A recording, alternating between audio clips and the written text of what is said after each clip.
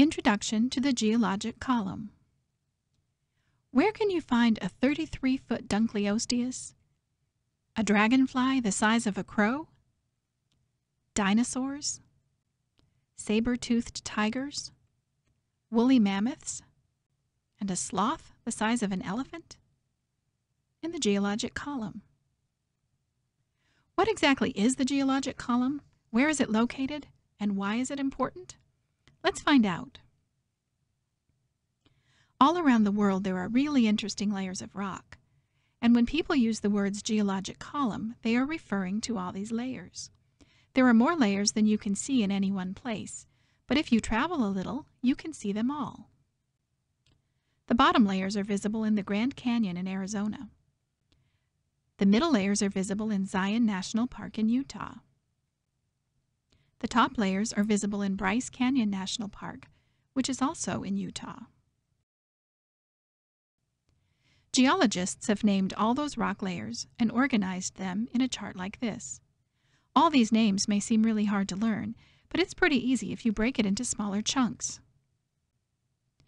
The bottom section is called the Precambrian. On top of that is what we call the Phanerozoic.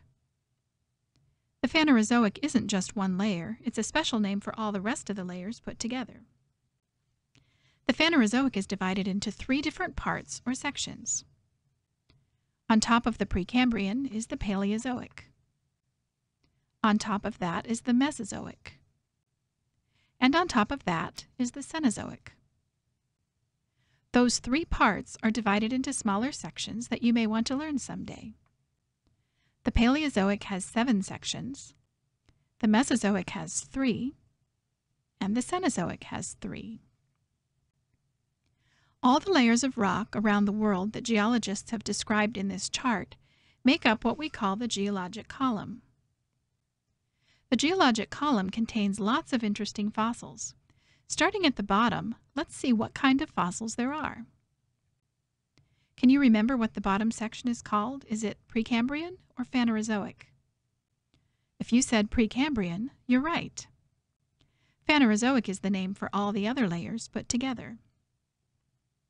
The Precambrian has almost no fossils at all.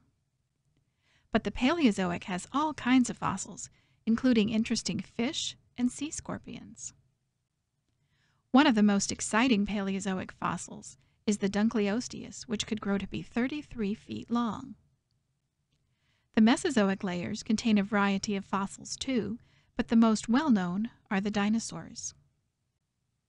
Remember the saber-toothed tiger, the sloth the size of an elephant, and the woolly mammoth? They are all found in the Cenozoic. The rock layers themselves, and the fossils found in them, are fascinating to study. We'll be learning lots more about how they also provide important evidence for Noah's flood.